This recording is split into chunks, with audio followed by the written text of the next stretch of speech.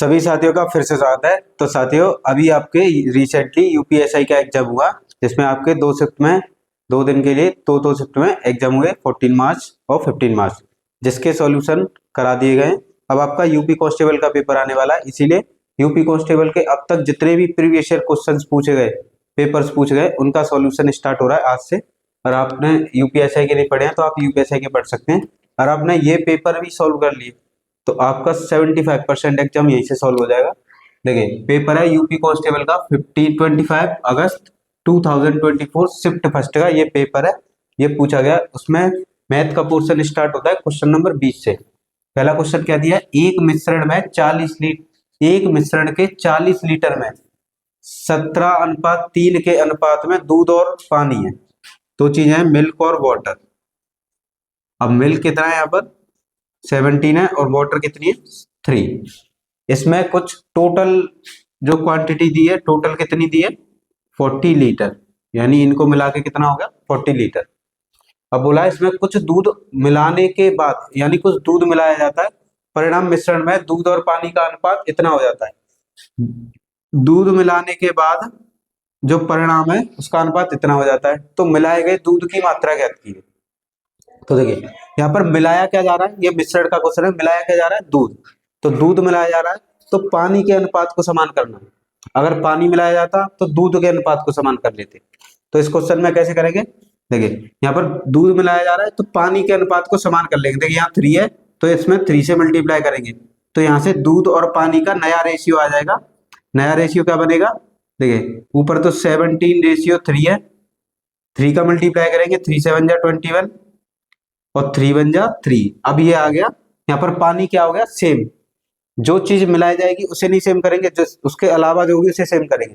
अब देखिए पहले इनका अनुपात कितना था 17:3, अब इनको प्लस करेंगे तो ये हो जाएगा 20 यूनिट। और पहले टोटल कितना था 40 लीटर, यानी कि पहले जो दूध था वो इसके अनुपात को ऐड किया 20 यूनिट, उसकी वैल्यू किसके इक्वल रख देंगे 40 लीटर के। यहाँ से इसे कैंसिल करेंगे तो 1 यूनिट की वैल्यू निकाल लेनी है, कितनी आ जाएगी 2 लीटर। अब पूछा गया है तो मिलाए गए दूध की मात्रा, तो कितना दूध मिलाया गया, देखिए पहले 17 था अब 21 हो गया, कितना मिलाया गया 17 से 21 हो गया, कितना हो गया 4, यानी कितना मिलाया गया 4 लीटर।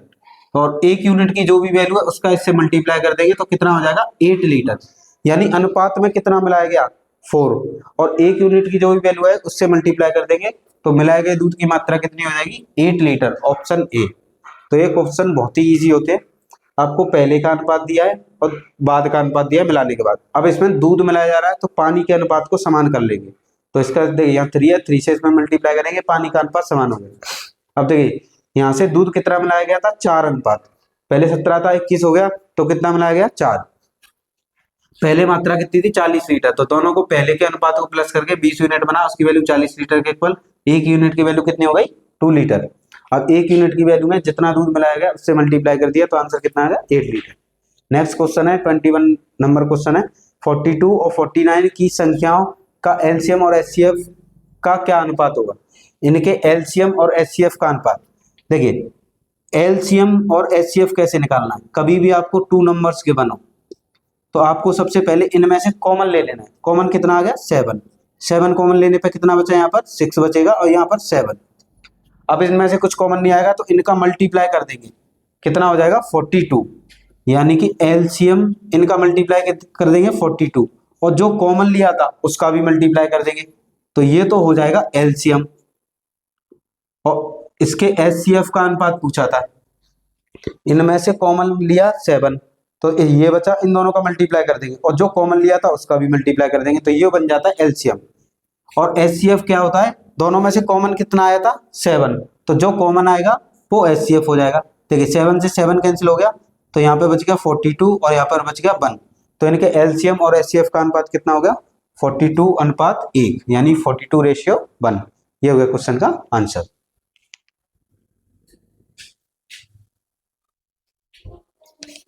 देख सकते हो नेक्स्ट क्वेश्चन दिया है क्वेश्चन नंबर 22, चावल की कीमत में 20% की कमी, यहाँ क्वेश्चन में लिखा है 20% की कमी से ग्राहक को 8,000 रुपए में 125 किलोग्राम अधिक खरीदने हेतु सक्षम बनाती है।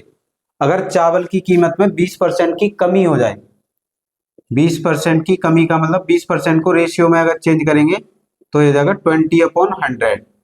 20 से इसमें डिवाइड करेंगे तो ये 1/5, यानी कि पहले कीमत थी 5। अब देखिए ऊपर कितना है 1, तो इसमें से माइनस कर देंगे तो ये घट के कीमत कितनी हो गई 4। यानी पहले की कीमत कितनी थी 5 और बाद की कीमत अनुपात में कितनी हो गई 4।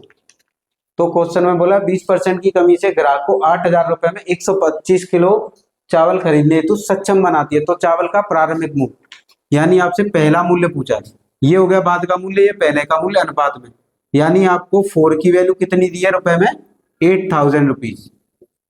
अब इससे ये कैंसिल करेंगे तो 1 रेशियो की वैल्यू कितनी आएगी 2,000। अब 2,000 1 रेशियो की वैल्यू आएगी, इस 2,000 का मल्टीप्लाई कर देंगे 5 से, तो यहां से आ जाएगा पहले की जो कीमत थी वो 10,000 और घटने के बाद 20% घटने के बाद कीमत कितनी हो गई 8,000। अब यहां से रुपए में डिफरेंस कितना आया 2,000 रुपए का, और इसमें कितने चावल अधिक खरीद के ला रहा है 125 किलो अधिक खरीद के ला रहा है। तो यहाँ पर रुपए कितने बच रहे हैं 2,000 रुपए, और चावल कितने अधिक खरीद रहा है 125 किलो। तो यहाँ पे प्रति किलोग्राम की कीमत पूछी है, तो जितने का कीमत में अंतर आया है और जितने की किलोग्राम में वृद्धि है उससे डिवाइड कर देंगे, तो इसका आंसर कितना आएगा 16 रुपए प्रति किलोग्राम। ये हो गया क्वेश्चन का आंसर, ऑप्शन ए। तो का ऐसे क्वेश्चंस कभी भी आते हैं कि कीमत में 20% की गिरावट हो गई, तो इसे रेशियो में चेंज कर लेना है 5:4। पहले 5 था, फिर घट गया 1, तो कितना हो गया 4। अब 4 अब बाद में जो 8,000 रुपए में कितने खरीद के ला रहा है 125 किलो अधिक, तो 4 की वैल्यू रुपए में कितनी दी है 8,000। 4 से डिवाइड करेंगे, 1 यूनिट की वैल्यू 2,000, 1 यूनिट की वैल्यू का इससे मल्टीप्लाई करेंगे तो कितना आया 10,000। यानी पहले कीमत 10,000 थी, अब कीमत गिर के कितने हुई 8,000। कीमत में कितने का अंतर आया 2,000 का, और चावल कितने अधिक खरीदे 125 किलोग्राम, तो इससे कीमत में डिवाइड कर दें तो प्रति किलोग्राम कितने खरीदे 16 रुपया 16 रुपया प्रति किलोग्राम। नेक्स्ट क्वेश्चन दिया है 23, 9 संख्याओं का औसत 30 है, पहली 5 संख्याओं का औसत 25 है और अंतिम 3 संख्याओं का औसत 35 है, तो छठी संख्या ज्ञात कीजिए। तो कभी भी ऐसा क्वेश्चन पूछा हो, छठी संख्या या कोई भी संख्या पूछी हो, तो इसका सिंपल सा इसके 2 रूल होते हैं। सबसे फर्स्ट रूल होता है, अगर आपको कुछ नहीं आता तो इनका योग निकाल लेना है, यानी 9 का मल्टीप्लाई कर देंगे 30 से, तो ये आ जाएगा 9 संख्याओं का योग, और माइनस कर देना है पहली 5 संख्याएं उनके योग को, 5 संख्याएं उनका औसत है 25 प्लस फिर अंतिम संख्याएं कितनी दी है, अंतिम 3 संख्याएं और उनका औसत कितना दिया है 35। क्या करना है, कुल संख्याओं के योग में से माइनस कर देना है पहली संख्याओं का योग प्लस अंतिम संख्याओं का योग, तो यहां से आपका आंसर आ जाएगा। इससे सोल्व करेंगे तो 270 माइनस, देखिए इसके सोल्व करेंगे, ये 125 प्लस का 3 का मल्टीप्लाई करेंगे, ये 5 105, इनको प्लस करेंगे तो ये हो जाएगा 270 माइनस, इन्हें प्लस करेंगे तो 230 हो जाएगा, और इसे माइनस करेंगे तो कितना आएगा 40, यानी छठी संख्या क्या है 40। ये हो गया क्वेश्चन का आंसर। औसत का फॉर्मूला होता है, आपको औसत का फॉर्मूला याद रखना है, औसत इज इक्वल टू योग बट्टे संख्या, योग डिवाइड में संख्या, ये औसत का फॉर्मूला होता है। तो यहाँ पे कभी भी ऐसे क्वेश्चन दिया हो इतनी संख्याओं का औसत है तो उनका योग निकाल लीजिए, ये कुल संख्याओं का योग माइनस जो पहली और बाद की संख्या होंगी अंतिम उनके योग को प्लस करके कुल संख्याओं के योग में से माइनस कर देना है, तो आंसर आ जाएगा छठी संख्या कितनी थी 40।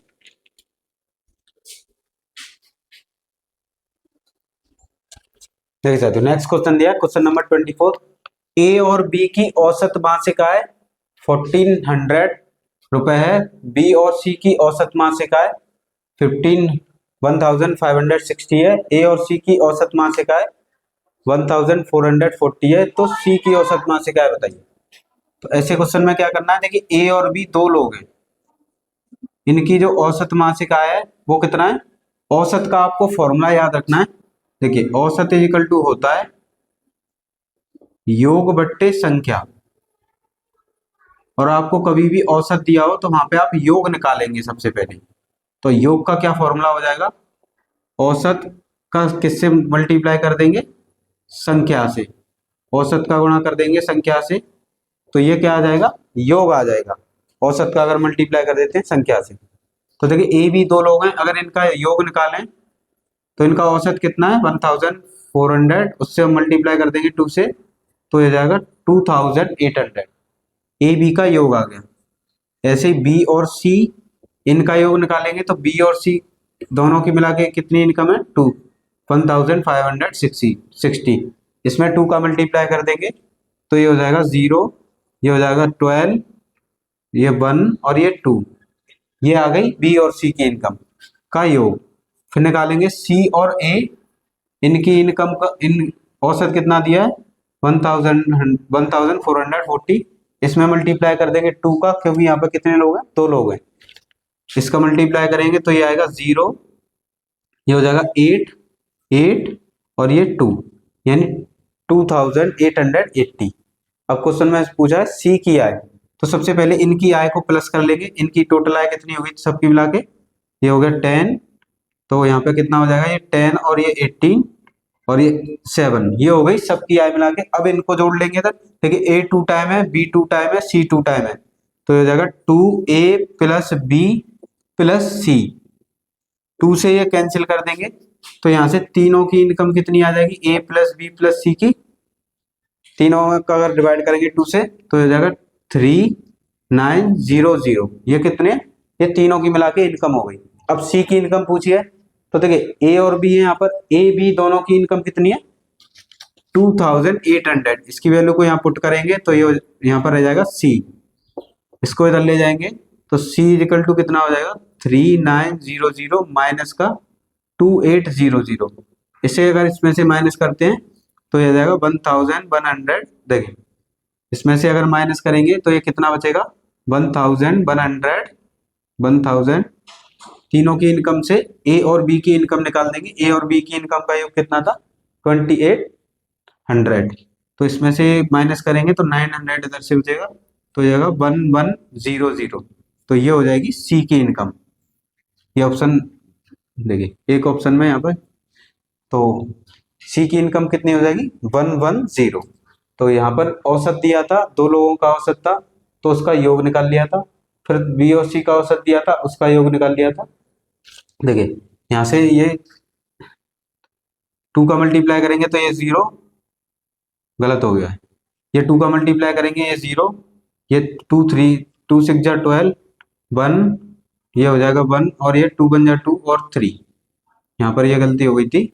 2 का अगर मल्टीप्लाई करते हैं तो 0 2 6 जा 12 और ये 10 और 1 11 और ये हो जाएगा 3। अब इनको प्लस करेंगे तो प्लस करने पे कितना बनेगा, ये बनेगा 0, ये 10, ये 18 और ये कितना हो गया देखिए 3 और 3 6 और ये 8, ये इतना बनेगा। फिर अगर 2 से अगर इसमें डिवाइड करते हैं सबकी इनकम में इसमें, तो ये हो जाएगा 440 और 440 में से माइनस करेंगे ए और सी की इनकम 28800, तो यहाँ से कितना बचेगा 1600। ये हो गए करेक्ट आंसर। यहाँ पर मल्टीप्लाई में थोड़ी मिस्टेक हो गई थी। तो ए और बी दोनों की आय का औसत दिया था तो उनका योग निकाल लिया। सेम ऐसे बी और सी, सेम ऐसे सी और ए, इनको प्लस किया और इनको इधर प्लस किया, तो देखिए ए 2 टाइम है, बी 2 टाइम है, सी 2 टाइम, 2 से ये कैंसिल कर दिया, इतना आ गया। अब इसे कैंसिल करेंगे, 2 से कैंसिल करने पर ए सी की इनकम चाहिए तो ए बी की कितनी है 2800, तो इसको इधर ले जाएंगे माइनस कर देंगे तो सी की इनकम कितनी आ जाएगी 1600। नेक्स्ट क्वेश्चन दिया है question number 25, 90 kilometre per hour की चाल से चल रही 35 मीटर लंबी रेलगाड़ी द्वारा बिजली के एक खंभे को पार करने में कितना समय लगेगा। कभी भी ऐसा क्वेश्चन आता है, ट्रेन के क्वेश्चन रहते ही रहते हैं। ट्रेन किसी अदर ट्रेन को पार कर रही होगी, किसी प्लेटफॉर्म को पार करेगी, किसी इलेक्ट्रिक पोल को पार करेगी, किसी ब्रिज को पार करेगी। तो देखिए इसमें सिंपल सा फॉर्मूला लगाना है, ट्रेन की स्पीड और ट्रेन जिसे पार कर रही है उसकी स्पीड, तो बिजली के खंभों को यानी पोल को पार कर रही है, प्लस ट्रेन की लेंथ प्लस बिजली के पोल की लेंथ अपॉन टोटल टाइम। ये फॉर्मूला याद रखना है हमेशा आपको। और यहाँ पर आपको एक और चीज याद रखनी है, अगर किलोमीटर पर आवर को मीटर पर सेकंड में चेंज करना है तो उस नंबर में 5/18 का मल्टीप्लाई कर दीजिए तो ये डायरेक्ट मीटर पर सेकंड में चेंज हो जाएगा। अब यहाँ पे देखिए ट्रेन की स्पीड कितनी दी है 90, अब ये किलोमीटर पर आवर में तो इसे मीटर पर सेकंड में कर देंगे तो 5/18 का मल्टीप्लाई करेंगे। अब पोल में कोई स्पीड नहीं होती, पोल वहीं पे रहता है, तो स्पीड हो गई इसकी 0, equal to length of train कितनी दी है 35 मीटर। इलेक्ट्रिक पोल में कोई लेंथ नहीं होती, उसकी हमेशा 0 लेंथ रहती है। अब इसे सॉल्व कर लेंगे, 18 से 90 को कैंसिल करेंगे 5 टाइम, 5 से 35 को कैंसिल करेंगे 7 टाइम, टी को इधर ले जाएंगे तो टी इक्वल टू हो जाएगा 7/5, और 5 से इसमें डिवाइड करेंगे तो ये हो जाएगा 1.6 सेकेंड, यानी ट्रेन को 1.4 सेकेंड, 1.4 सेकेंड। तो ट्रेन को पार, इलेक्ट्रिक पोल को पार करने में कितना टाइम लगेगा 1.4 second. Option B is a correct answer.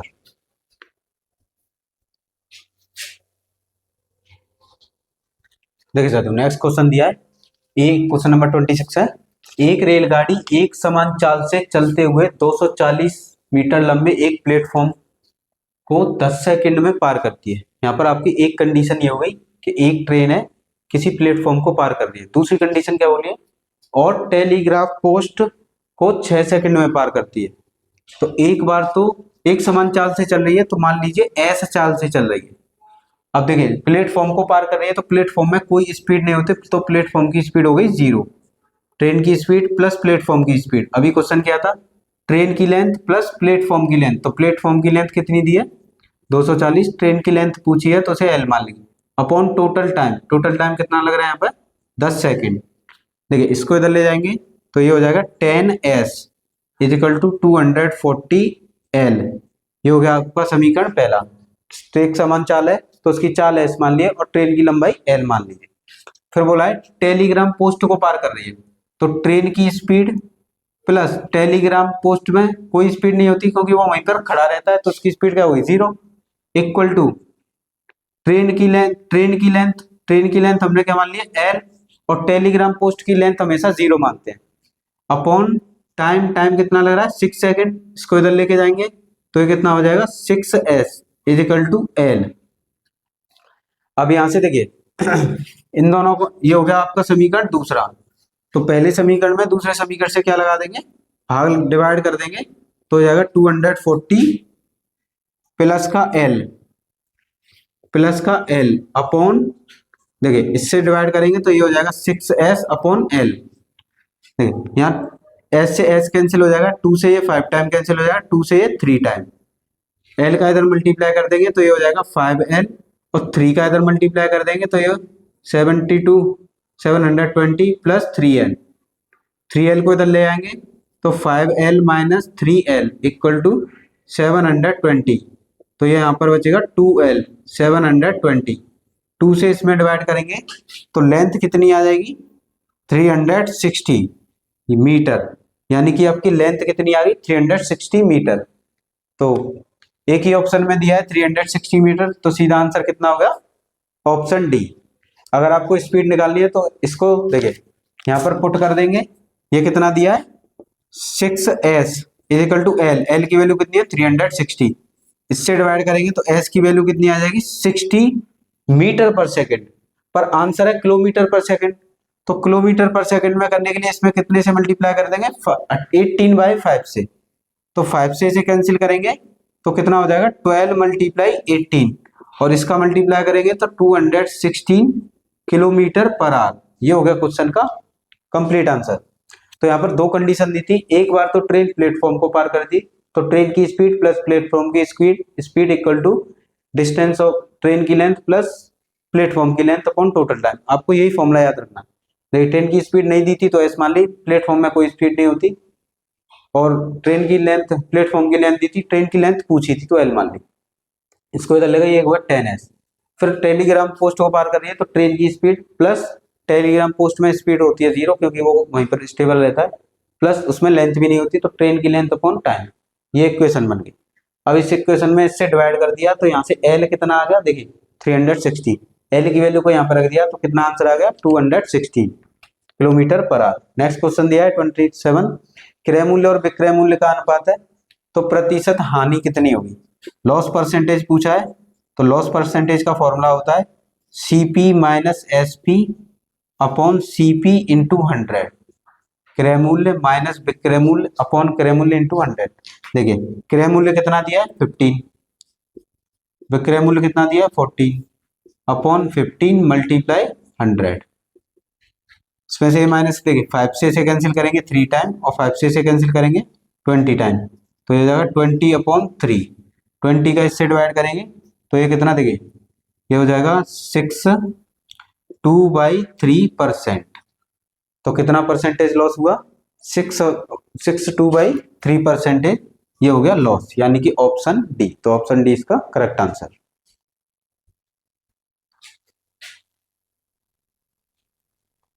देख जाती हूँ नेक्स्ट क्वेश्चन दिया है क्वेश्चन नंबर 28, 1/3, 1/6, 10/9, 5/18 का एलसीएम बताइए।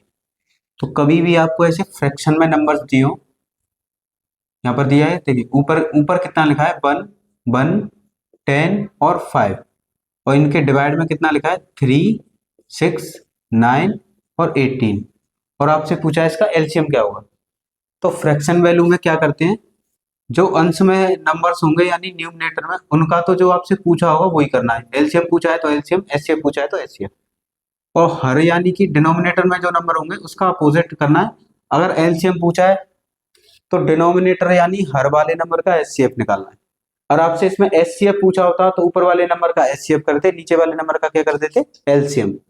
तो फ्रैक्शन के क्वेश्चन ऐसे ही सॉल्व होते हैं भिन्न के। देखिए इनका अगर एलसीएम करेंगे तो एलसीएम कितना आ जाएगा इनका 10, और इनमें से कॉमन क्या है देखिए ये 3 है, ये 3 के टेबल में आता है, ये भी 3 के टेबल में आता है, ये भी 3 के टेबल में आता है। तो कॉमन क्या आएगा, तो जो कॉमन आता है वो क्या होता है एचसीएफ। तो कॉमन कितना आएगा 3, तो ये हो जाएगा इनका एचसीएफ। तो टोटल एलसीएम कितना होगा इसका ऑप्शन सी 10/3। आपको याद रखना है ये क्वेश्चन बहुत पूछे जाते हैं, कभी भी भिन्न में दिए हो आपसे एलसीएम पूछा है तो ऊपर वाले नंबर का एलसीएम करना है, नीचे वाले नंबर का एचसीएफ। और आपसे अगर हर पूछा हो एचसीएफ पूछा हो तो ऊपर वाले नंबर का एचसीएफ और नीचे वाले नंबर का एलसीएम। नेक्स्ट क्वेश्चन दिया है क्वेश्चन नंबर 29, रुपए 37,500 पर 4 वर्षों के लिए 2% प्रति वर्ष की दर से साधारण ब्याज की गणना की।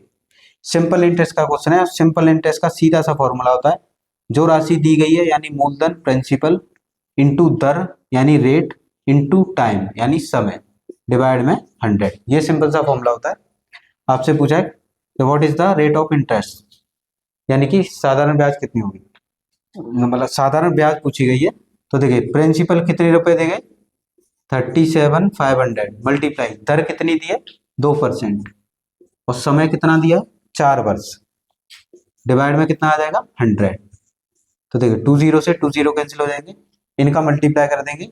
देखिए 4 2 जा 8, 8 बनेगा, फिर 8 का इससे मल्टीप्लाई करेंगे 375 से, तो 8 5 जा कितना होता है 40, ये हो गया 56, और ये हो गया 6, 8 का मल्टी 24 और 6 कितना हो गया 30। तो कितने की साधारण ब्याज बनी 3000 की। तो इसका आंसर क्या होगा ऑप्शन बी। ऑप्शन बी इसका करेक्ट आंसर।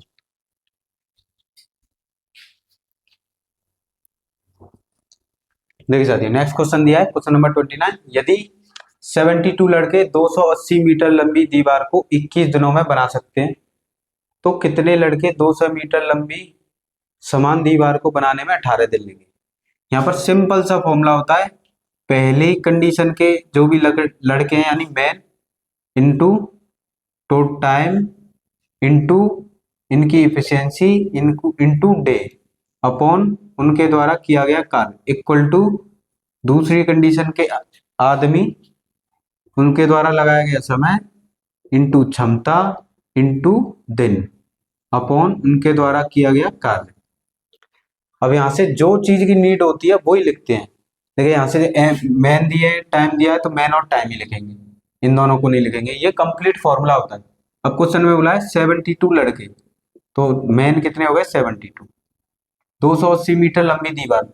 देखिए 200 मीटर 80 लंबी दीवार ये उनका काम है, तो वर्क कितना हो गया 280 मीटर, ये उनका काम है दीवार बनाना। दीवार को 21 दिन, दिन दिए दिन लिख लेंगे, बना सकते हैं। अब देखो मैन दिया था दिन दिया था, टाइम और क्षमता नहीं दी थी तो उन्हें नहीं लिखेंगे। इक्वल टू कितने लड़के, तो हाउ मेनी बॉयज, कितने लड़के यानी लड़के पूछे, और दिन कितने दिए हैं उनके 18 दिन, और उनका काम कितना है 200 मीटर लंबी समान दीवार। तो जो दीवार बनाते हैं वो उनका काम है। 0 से 0 कैंसिल हो गया।